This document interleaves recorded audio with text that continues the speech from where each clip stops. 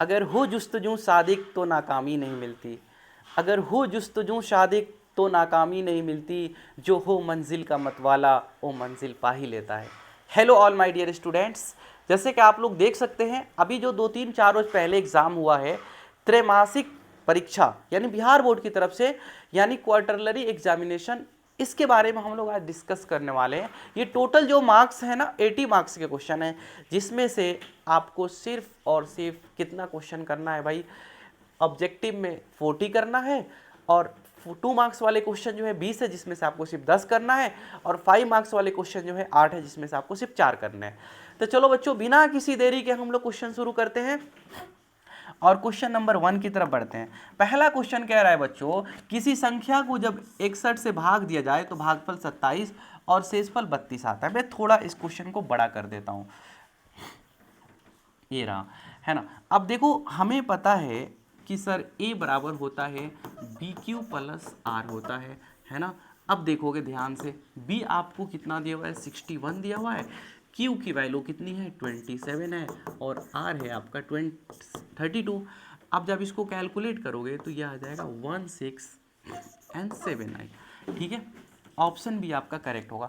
मैं कोशिश ये करता हूँ कि जितनी फास्ट सॉल्व कर सकता हूँ मैं, जितना फास्ट हो सके मैं कर देता हूँ। आप अपने क्वेश्चन को और अपने आंसर को मैच कर लोगे कि हमारा कितना सही हुआ है और कितना गलत हुआ है, हमें कितनी अभी मेहनत की ज़रूरत है, ठीक है। चलो अब अगले क्वेश्चन की तरफ बढ़ते हैं। क्वेश्चन नंबर 2 कह रहा है बच्चों, यहाँ पे देखो ये रहा आपके सामने क्वेश्चन नंबर 2। क्वेश्चन नंबर 2 में कह रहा है सबसे छोटी अभाज्य संख्या को, सबसे छोटी यौगिक संख्या यानी सबसे छोटी ये हो गया, और सबसे छोटी भाज्य संख्या 4 हो गया, 2 2 जा 4 हो गया, यानी कि HCF हो गया बच्चों आपको कितना 2। तो ऑप्शन ए आपका करेक्ट हो जाएगा। चलिए आगे बढ़ते हैं बच्चों। अगर मैं यहाँ पे कहूँ कोई दिए हुए धनात्मक पूर्णांक ए और बी है, तो अगर मेरे आर की वैल्यू जो है 0 से बड़ा उसके बराबर है और बी से छोटा है, तो ए बराबर क्या होता है, तो ए की वैल्यू हो जाती है आपको ए बराबर बी क्यू प्लस आर। अभी इस पे क्वेश्चन हमने किया है। क्वेश्चन नंबर 3 हो गया हमारा B Q plus R, option C हो गया। चलिए क्वेश्चन नंबर 4 की तरफ बढ़ते हैं। क्वेश्चन नंबर 4 कह रहा है कि अभाज्य गुणनखंड हमें बताना है किसके 156 के। तो 156 के अभाज्य गुणनखंड कैसे करेंगे हम लोग, देखो बहुत सिंपल सा तरीका है। 156 को 2 सते 14, 2 अठे 16, 39 दूनी 78, 13 थे 39, मतलब कुछ इस तरीके से 2 के पावर 2 3 और इंटू 13। तो देखो ऑप्शन 2 के पावर 2 इंटू 3 इंटू 13, ऑप्शन भी आपका करेक्ट हो जाएगा। ये क्वेश्चन हो गया। क्वेश्चन नंबर 5 की बात करते हैं बच्चों। तो यहाँ पे 306 और 657 का मौसा दिया है 9, तो लॉसा निकालना है। तो सीधे सा फॉर्मूला होता है भैया, लॉसा मतलब LCM, पहली संख्या गुना दूसरी संख्या और बटा HCF मतलब 9।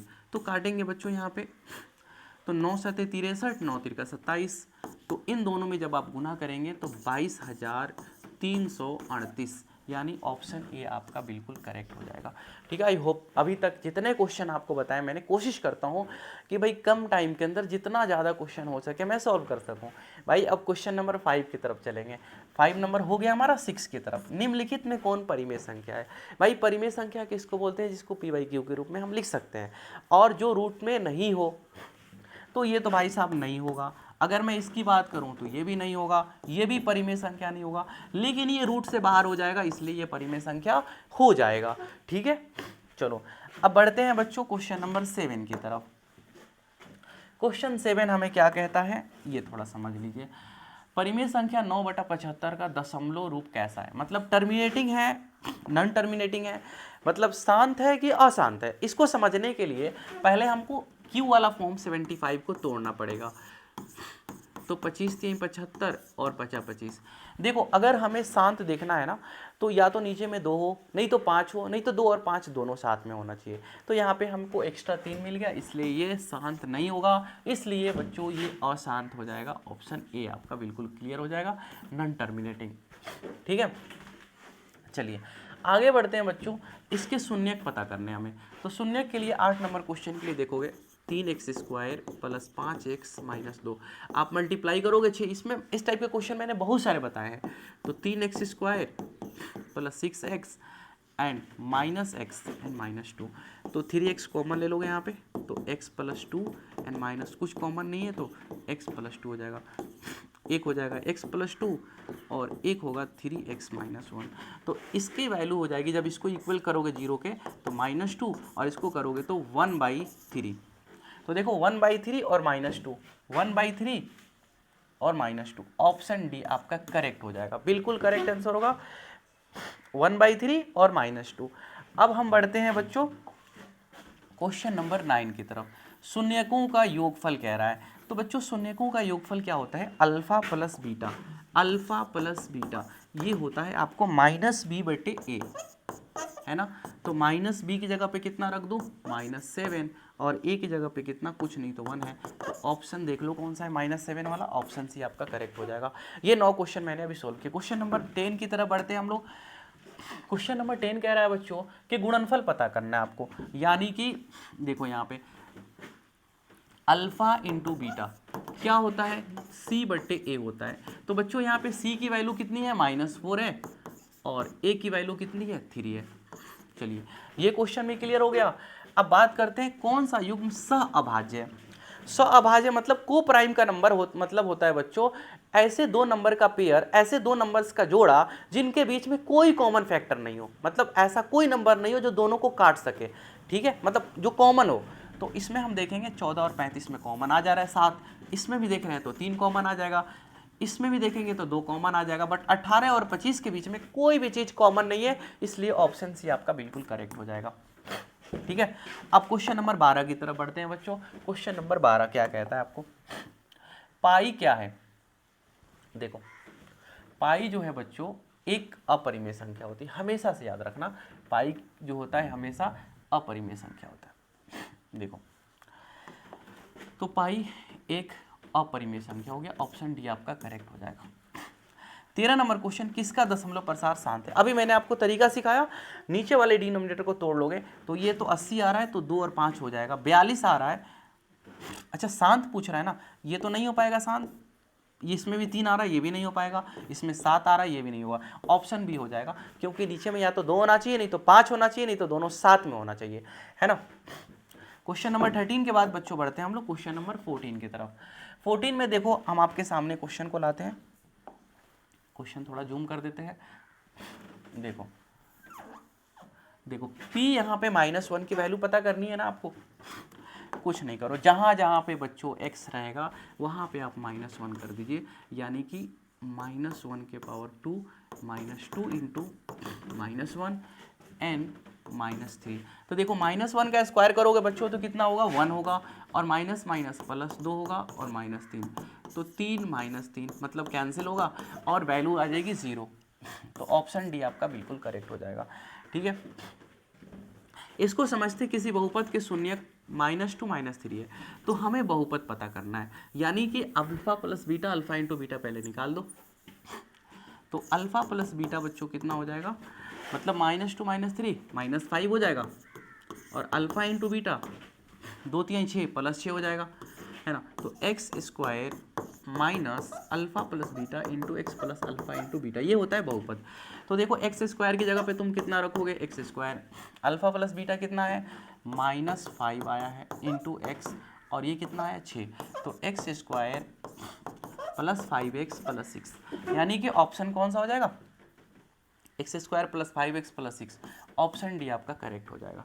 ठीक है बच्चों, अब क्वेश्चन नंबर 15 तक हमने कर लिए, क्वेश्चन 16 की बात करते हैं, 16 नंबर क्वेश्चन। देखो भाई 16 नंबर क्वेश्चन थोड़ा आप लोग अभी बहुत सारे बच्चे जो हैं नहीं पढ़े होंगे शायद, क्योंकि बहुत सारी जगहों पे अभी ट्रिगोनोमेट्री नहीं पढ़ाया गया होगा, बट फिर भी मैं समझा देता हूँ। देखो त्रिभुज ABC में हमारा क्या है, एंगल ABC 90 डिग्री है। तो हम ऐसे बना लेते हैं पहले फिगर, मैं ले लेता हूँ ABC, B पे 90 रखना है ना, तो हमें BAC निकालना है, साइन एंगल BAC। तो देखो साइन होता है बच्चों P/H, और P मैं जब मैं डी को पढ़ाऊंगा तो वहाँ पे आप ऑलरेडी पढ़ लोगे तो समझ में आ जाएगा। P का मतलब होता है जो 90 के सामने वाला होता है उसको H बोलते हैं, जो एंगल के सामने वाला होता है उसको P लेते हैं हम लोग। तो यहाँ पे देखो एंगल के सामने वाला, A के सामने वाला कौन है, BC है, और H हमेशा 90 के सामने वाला होता है यानी AC। तो ऑप्शन आपका बच्चों हो जाएगा ऑप्शन ए हो जाएगा, बिल्कुल करेक्ट। ठीक है, 16 तक हमने बिल्कुल क्लियर कर लिया। अब क्वेश्चन नंबर 17 की बात करते हैं। क्वेश्चन नंबर 17 में त्रिकोणमितीय अनुपात cos 0 डिग्री, cos थीटा है, सॉरी थोड़ा प्रिंट होने में गड़बड़ हुआ है, तो cos थीटा की वैल्यू पूछ रहा है यहाँ पे।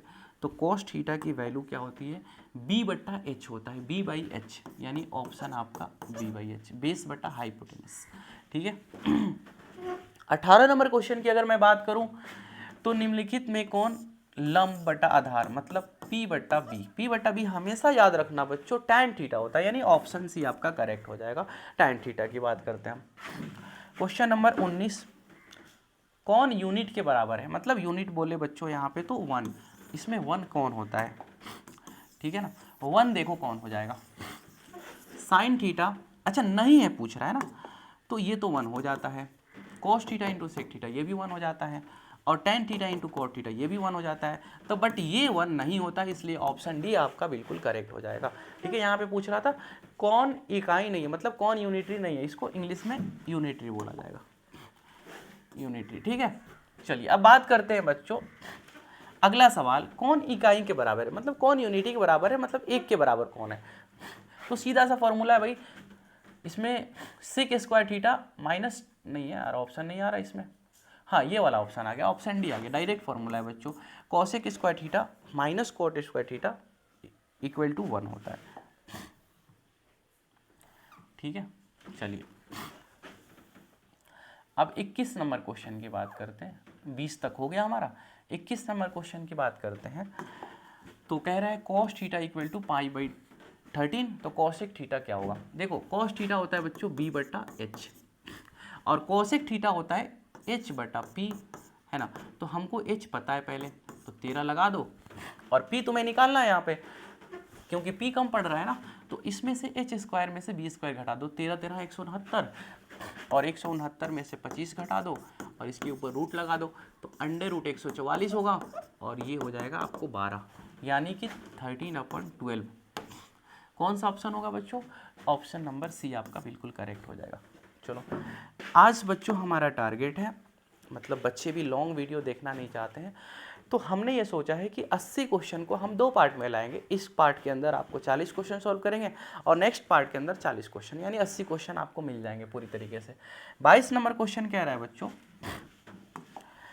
कि साइन थीटा बराबर कॉस थीटा, तो थीटा की वैल्यू क्या होगी। देखो हमेशा बात याद रखना, साइन थीटा और कॉस थीटा ये जो होते हैं ना 45 डिग्री के एंगल पे हमेशा इक्वल होते हैं, 45 डिग्री के एंगल पे दोनों की वैल्यू सेम होती है, यानी साइन 45 और कॉस 45 हमेशा याद रखिएगा होता है 1/√2, इसलिए ऑप्शन बी आपका करेक्ट हो जाएगा। समकोण त्रिभुज में समकोण के सामने वाली भुजा, मैंने अभी जस्ट समझाया आपको कि अगर समकोण त्रिभुज है आपकी, तो इसके सामने वाली जो भुजा है बच्चों, इसको हम लोग एच बोलते हैं, मतलब कर्ण बोलते हैं, ठीक है ना, इंग्लिश में हाइपोटेनस बोलेंगे। और साइन 30 की वैल्यू आपको सोचने की ज़रूरत नहीं है बच्चों, साइन 30 की वैल्यू होती है 1/2, याद रहेगा। सेक 60 की वैल्यू हो जाएगी, अगला सवाल है आपका सेक 60।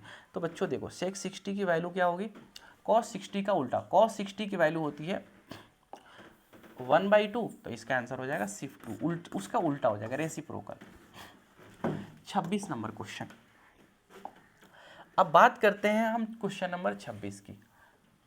देखो समकोण त्रिभुज के सबसे बड़ी भुजा क्या कहलाती है, तो अभी मैंने बताया सबसे बड़ी भुजा कौन होती है, जो 90 के सामने वाली होती है, यानी कर्ण बोले तो हाइपोटेनस, यानी कि ऑप्शन सी आपका बिल्कुल करेक्ट हो जाएगा।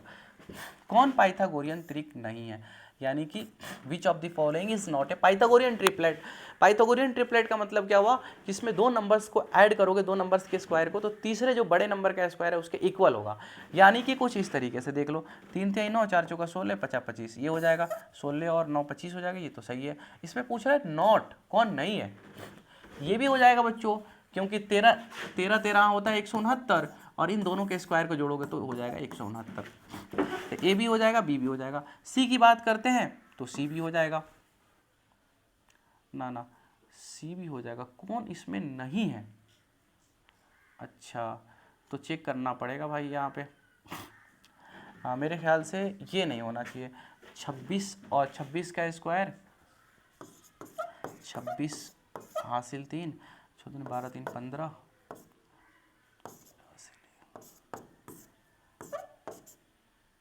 676 हो रहा है 26 का, और 576 और 7 7 49, ये 9 ये हो जाएगा। तो यानी बच्चों ये हो जाएगा आपका ऑप्शन डी करेक्ट होगा। यहाँ पे ये पाइथागोरियन ट्रिपलेट नहीं है, ये तो हो जाएगा बच्चों। ये 20 20 हाँ 400 और 21 21 हाँ होता है 441, इन दोनों को जोड़ेंगे तो ये हो जाता है 841। 29 का स्क्वायर करोगे तो ये हो जाता है 841, इसलिए ऑप्शन आपका डी यहाँ पे बिल्कुल करेक्ट हो जाएगा। ऑप्शन डी आपका सही होगा यहाँ पे, ठीक है। पाइथागोरियन ट्रिपलेट नहीं है, पाइथागोरियन ट्रिपलेट बताने के लिए मैंने बता दिया आपको, ठीक है। अगले सवाल की तरफ हम बढ़े, क्वेश्चन नंबर 28 की तरफ। क्वेश्चन नंबर 28 कह रहा है कि पाइथागोरस प्रमेय किस त्रिभुज से संबंधित है। यानी पाइथागोरस साहब जी ने जो थ्योरम दिया था वो बेसिकली राइट एंगल ट्रायंगल के लिए दिया था, यानी समकोण त्रिभुज के लिए दिया था। समकोण त्रिभुज इसमें कौन सा है? ऑप्शन डी आपका करेक्ट हो जाएगा, ठीक है। 28 क्वेश्चन तक बच्चों हमने कर लिया। क्वेश्चन नंबर 29 की बात करते हैं कि ए बी सी में बी द्वारा कौन सी भुजा निरूपित होती है। तो जैसे आप इसका ना फिगर बना लो, सबसे बढ़िया एक कोई सा भी फिगर बना लो, ऐसे इसका नाम रख दो ए बी सी।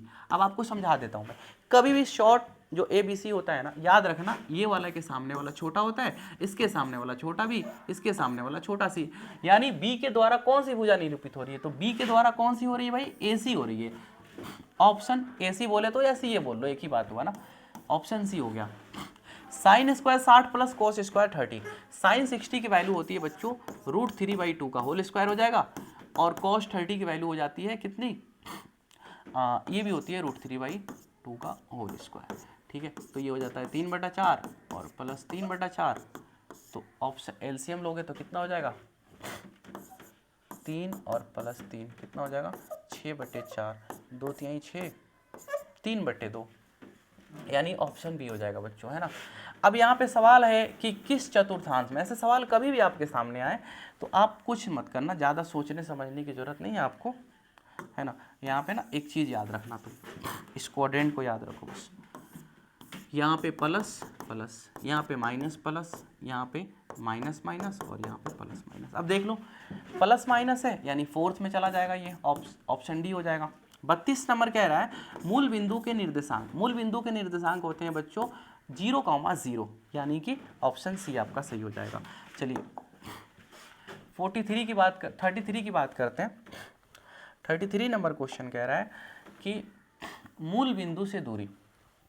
देखो अब अगर हमें कभी भी ना मूल बिंदु से दूरी निकालना हो बच्चों, तो हम सिंपली क्या करते हैं, √x², इसको x मानते हैं, इसको y, तो इसका स्क्वायर करेंगे तो 25 हो जाएगा और इसका स्क्वायर करेंगे तो 144, तो 169 हो जाएगा और ये हो जाएगा 13, यानी 13 इकाई। ऑप्शन ए बिल्कुल सही हो जाएगा। x अक्ष पर स्थित किसी बिंदु के नियामक 8,0 है तो y अक्ष से उस बिंदु की दूरी क्या होगी? सिंपली, यानी अगर हमको y अक्ष से दूरी पूछता है ना, तो हमेशा याद रखना यहाँ पे तो y 0 है, तो x अक्ष से दूरी कितनी होगी? 8 हो जाएगी, यानी ऑप्शन ए आपका, ठीक है।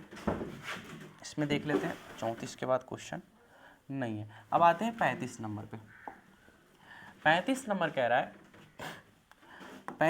रहा है किसी वृत्त के व्यास के शीर्षों का नियामक 3 4 है। मतलब ऐसे वृत्त है एक बच्चों, ऐसे है ना, यहाँ पे ना एक जो है मान लो आपको 3,4 है और यहाँ पे 5,6 है।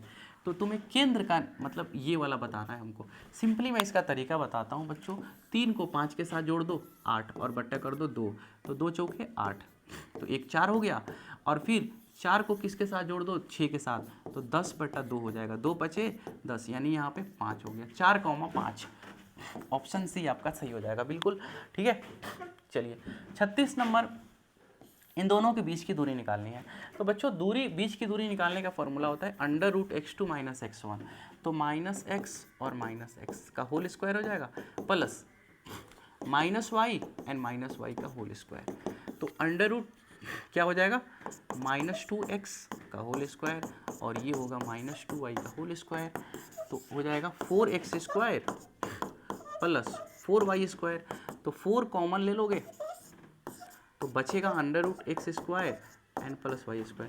4 का तो रूट हो जाएगा बट अंडर क्या रह जाएगा x² प्लस y², यानी कि 2 × √x² प्लस y²। ऑप्शन आपका बी हो जाएगा क्वेश्चन नंबर 36 का।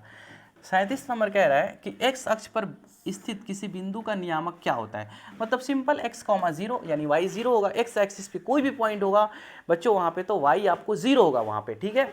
चलिए 37 नंबर हमने कर दिया। 38 नंबर की बात करते हैं बच्चों। किस चतुर्थांश में भुज धनात्मक और कोटि ऋणात्मक होता है। अभी मैंने बताया ना, जस्ट आपको बताया प्लस माइनस, तो प्लस माइनस इसको देखो, जैसे अगर 5 ले लिया यहाँ पे -3, इसको बच्चों भुज कहते हैं, इसको कोटि कहते हैं। तो इसमें होता है ऑप्शन डी आपका हो जाएगा।